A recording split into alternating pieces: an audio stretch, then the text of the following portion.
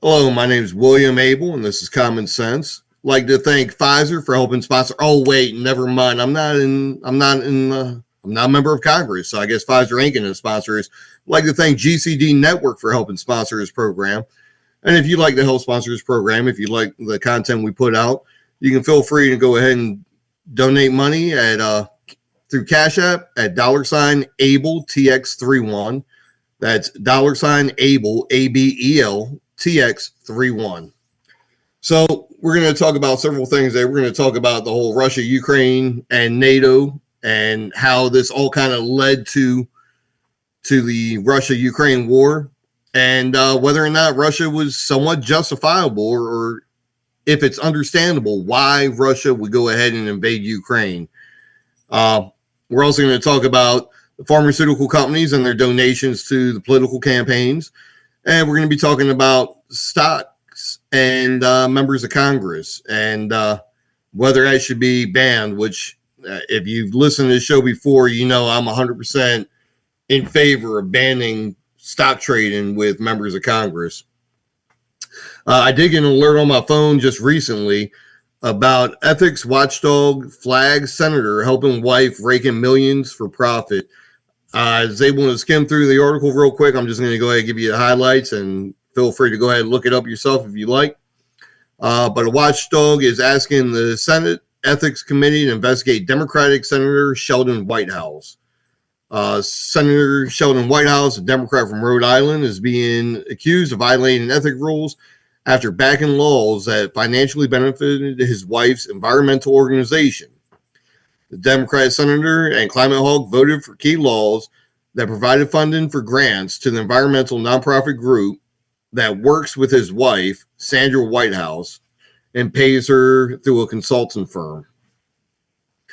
Just more corruption in the government, and this is a prime example of why we need to go ahead and enact term limits. A lot of these people, they've been out there for 20, 30 plus years, and every term they go up, every term they're reelected, and they just get more and more corrupt. They get more comfortable with being corrupt. We've already seen Senator Bob Menendez go down on corruption charges, and I got a feeling hopefully we'll see more go down, because if you're doing corrupt stuff, taking money from foreign governments like Menendez did, or benefiting your wife and your family, there's major issues with that. I'm now going to go ahead and I'm going to start talking about the pharmaceutical, Big Pharma going ahead and donating money to campaigns. So I got an article here.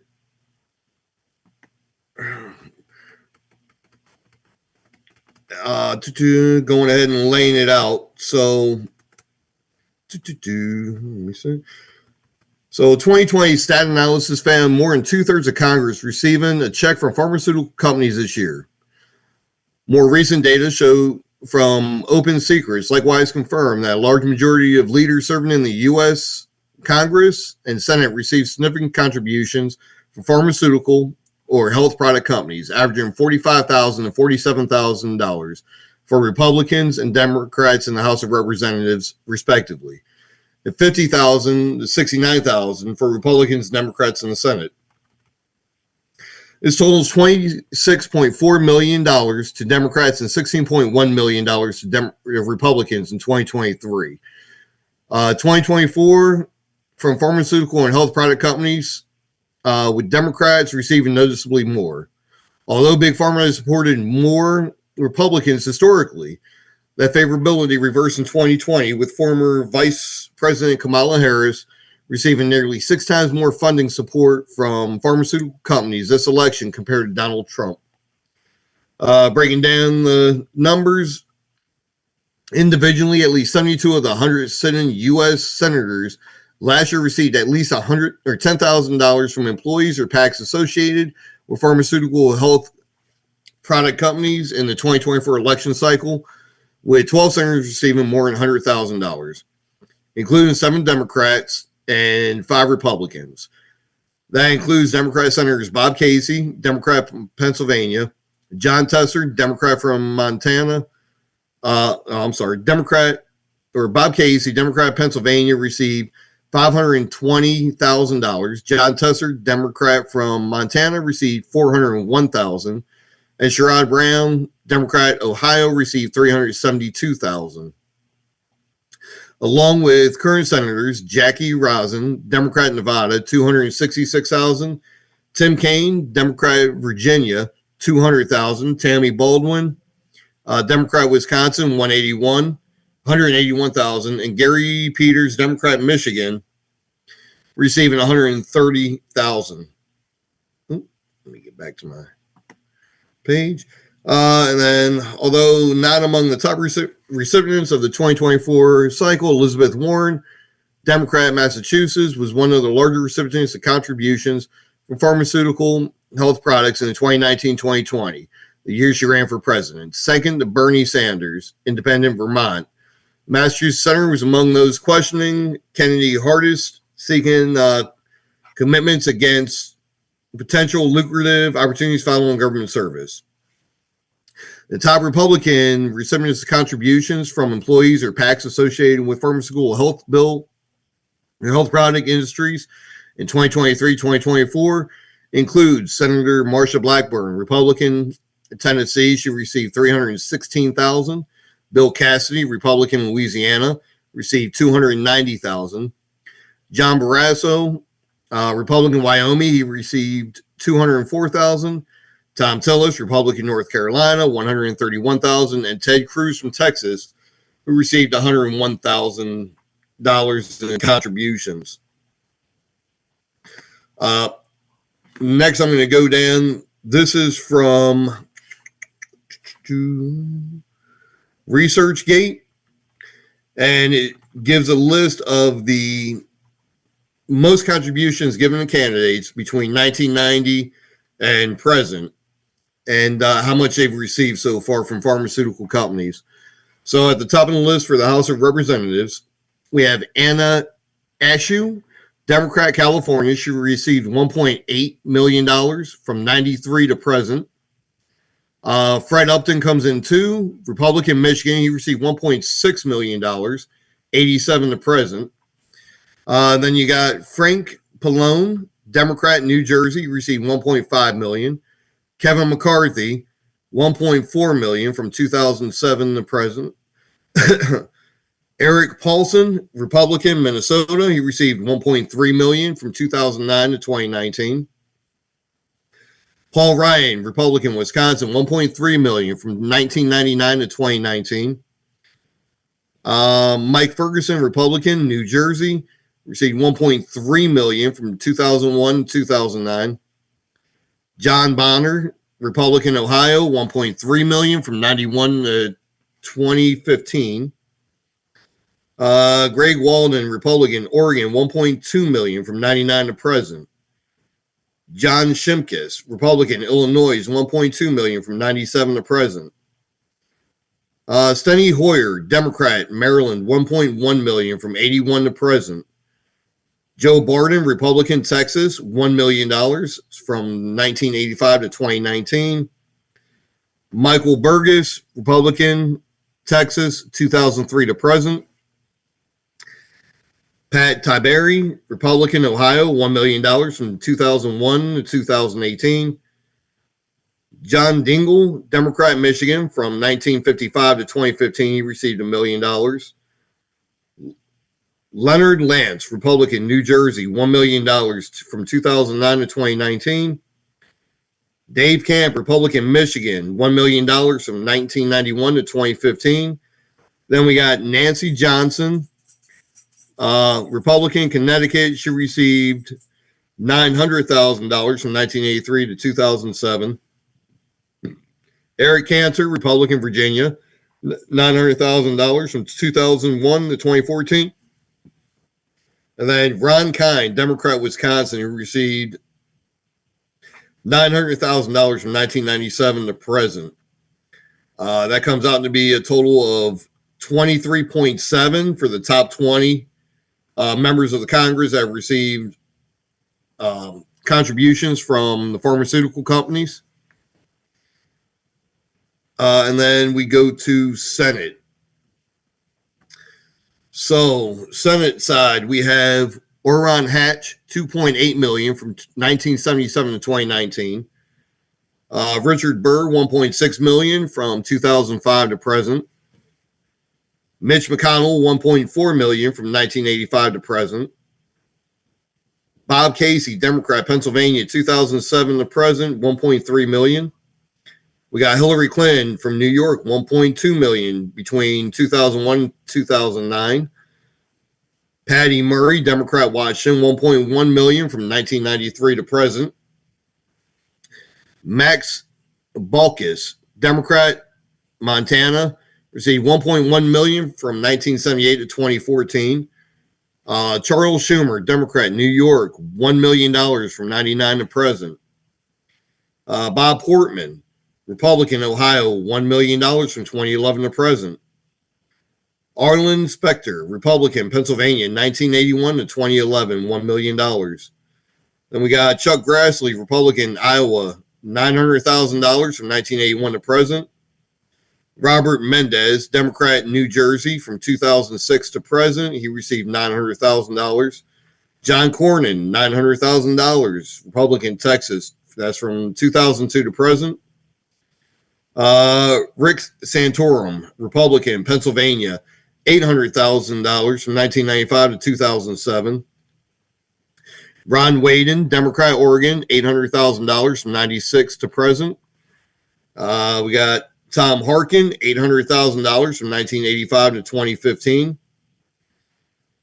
Lamar Alexander, Republican, Texas, $800,000 from 2003 to present. Pat Toomey, Republican, Pennsylvania, $800,000 from 2011 to present. Johnny Isaacson, Republican, Georgia, $700,000 from 2005 to present. And then finally, for the top 20 list of senators, you got Harry Reid, Democrat, Nevada, $700,000, and that was given between 1987 and 2017. As you can see, this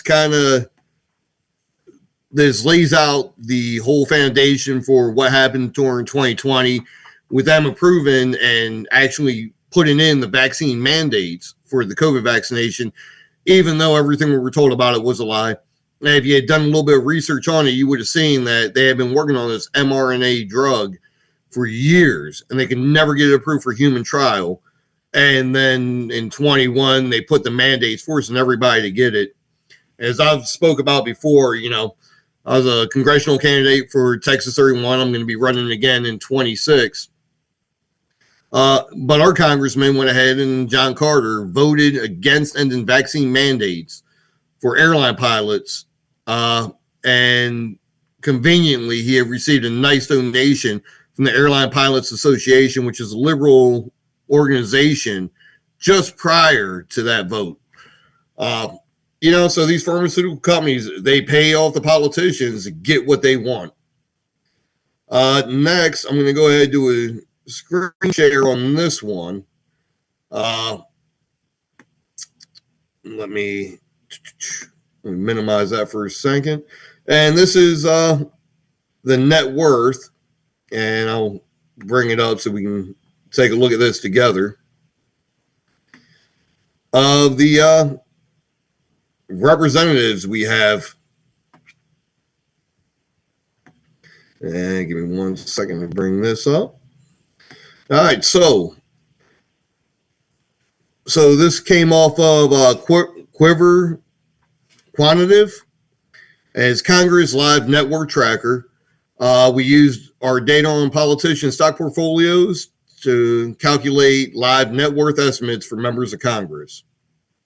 And we're just going to go through a few of these, but as we're looking at this, ask yourself, how do these members of Congress, and some of them who've been out there for 30, 40, 50 years, making a salary of currently about $175,000 a year, accumulate this much wealth?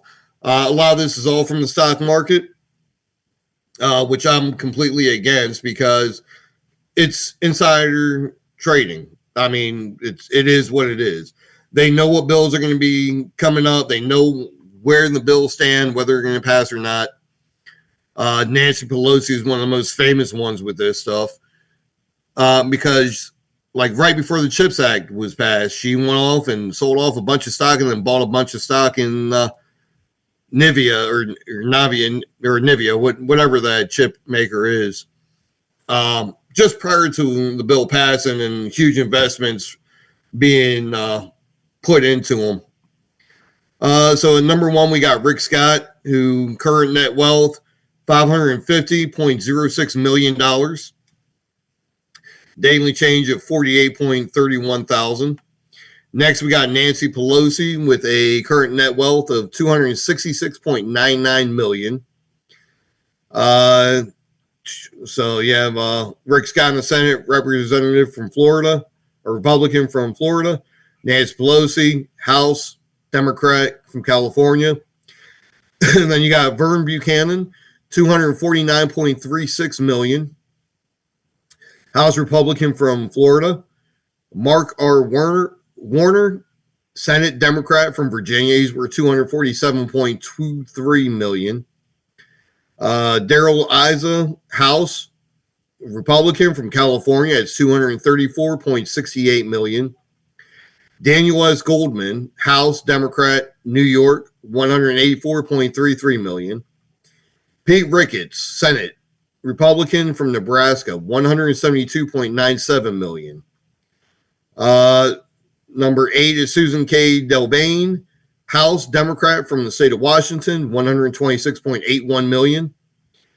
Donald S. Byer Jr., House Democrat, Virginia, 113.67 million. Kevin Hern, House Republican from Oklahoma, 109.71 million.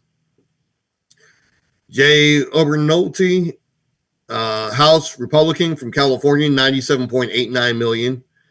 Daniel Muser, House Republican from Pennsylvania, 83.91 million.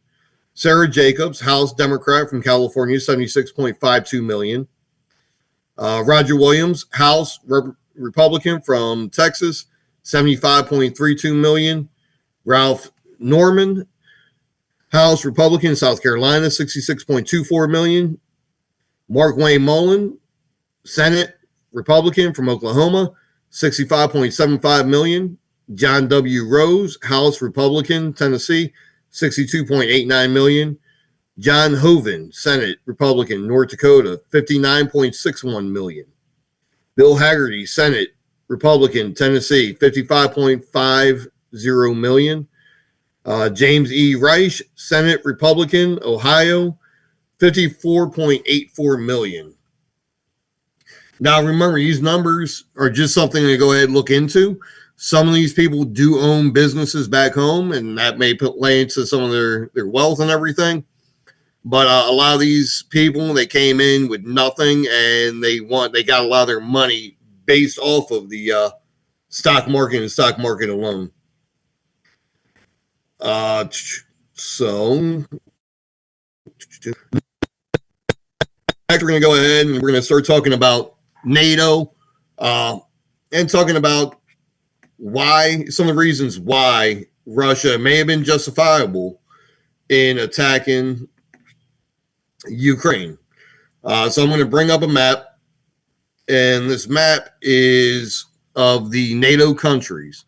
As you can see, Russia is almost completely surrounded by NATO countries, which NATO was formed after World War II, and it was because the European countries were trying to rebuild, and they had some hard times. So the U.S. came in and said, hey, look, let's build this, let's build this allegiance or alliance.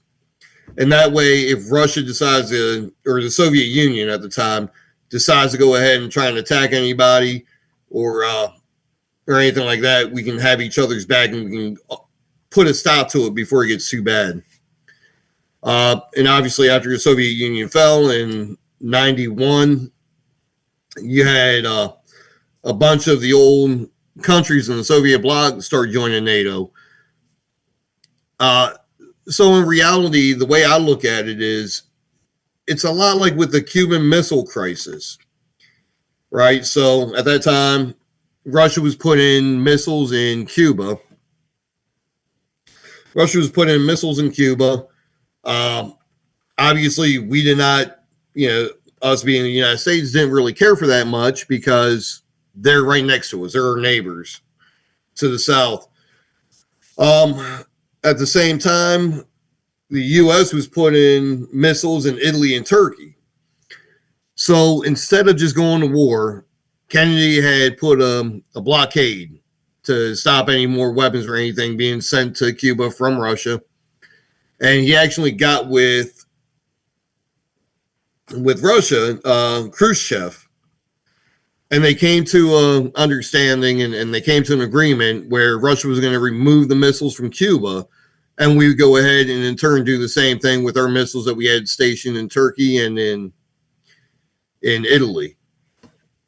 And we were able to avoid that. But now, when you look at it in the same sense, when it came to Ukraine, Russia's already almost completely surrounded by NATO, which no one has any questions about what NATO was formed for, or that it was basically to go ahead and go against Russia and a Russian aggression to the member countries. However, Ukraine kept trying to push for NATO membership, and there may have been some misunderstanding about agreement in the 90s when Russia or the Soviet Union at the time had agreed, once Germany was reunified, to allow Western Germany, which was part of the Soviet Union, to go ahead and become a member of NATO. And the understanding was that NATO would not push further out west and closer to Russia. There is some arguments about that, whether that agreement was ever actually really made or not. But either way, you can understand why Russia would be against,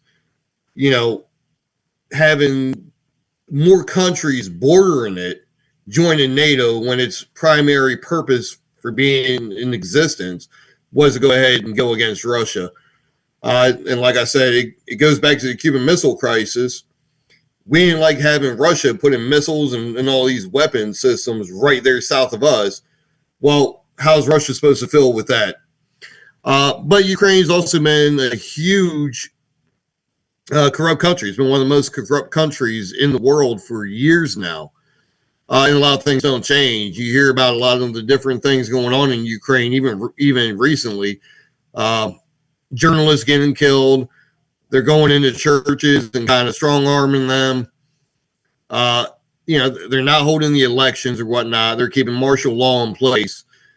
It's not a good look. So I'll go ahead. I'm going to go down the list of all the NATO countries that are currently in it. And then we're going to talk about the spending, because these countries take advantage of us, including Canada. So we have Albania. They joined in 2009, Belgium in 1949, Bulgaria in 2004, Canada in 1949, Croatia in 2009, Chechnya 1999, Denmark in 1949, Estonia in 2004, Finland in 2023, France in 1949, Germany in 1955, and then West Germany actually joined in 91. 91. But the rest of Germany was in there in 1955. Greece in 1952, Hungary in 1999, Iceland in 1949, Italy in 1949, Latvia in 2004, Lithuania in 2004, Luxembourg in 1949, Montenegro in 2017, Netherlands in 1949, North Macedonia in 2020, Norway in 1949, Poland 1999, Portugal 1949, Romania 2004, Slovakia 2004, Slovenia 2004, Spain 1982, Sweden 2024, Turkey in 1952, United Kingdom and United States both in 1949. So let me pull up my charts. So right now, the or at least NATO spending in 2023, based off of the GDP, Poland topped off with 3.9% of their GDP, United States with 3.5%, Greece with 3%, Estonia 2.7%, Lithuania 2.5%, Finland 2.5%, Romania 2.4%, Hungary 2.4%, Latvia 2.3%, United Kingdom 2.1%, Slavic Republic 2.2%.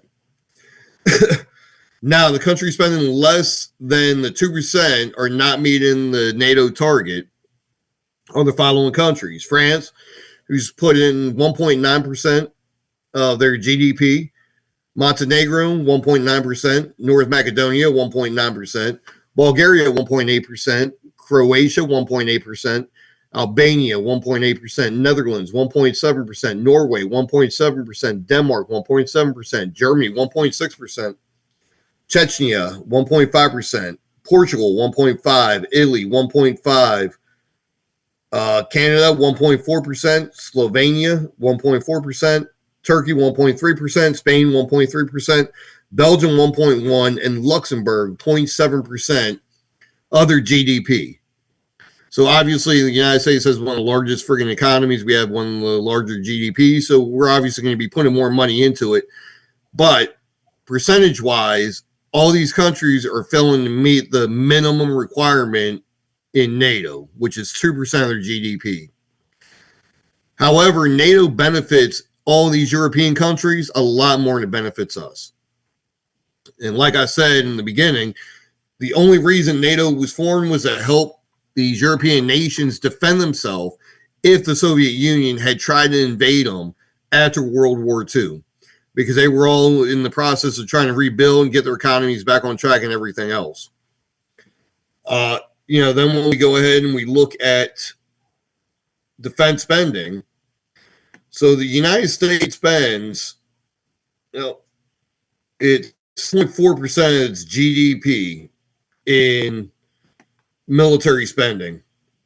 That's more than the next 12 countries, but one of the reasons that is because we provide a lot of the military needs, or a lot of these countries feel as if they don't need to pay as much for their military because they'll just go ahead and call on the United States and we'll come running.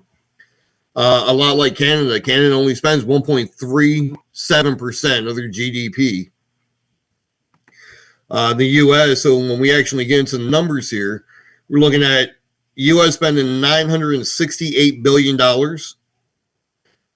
And then you have China with $235 billion, Russia with $145.9 billion, Germany $89 billion, United Kingdom $81.1 billion, India $74.4 billion, Saudi Arabia $71.7 billion, France $64 billion, Japan $53 billion, South Korea $43.9 billion, Australia $36.4 billion, Italy $35.2 billion, Israel $33.7 billion, Ukraine $28.4 billion, Poland 28.4, Canada 27, Brazil 24.4, Netherlands 23.6, United Arab Emirates 22.3, Algeria 21.4 billion, Spain 19.4, Taiwan 18.9, Singapore 15.2, Turkey 14.3, Iraq 12.7, Sweden 12.3, Indonesia 10.9, Mexico 10.2 billion, Norway 9.8, and Qatar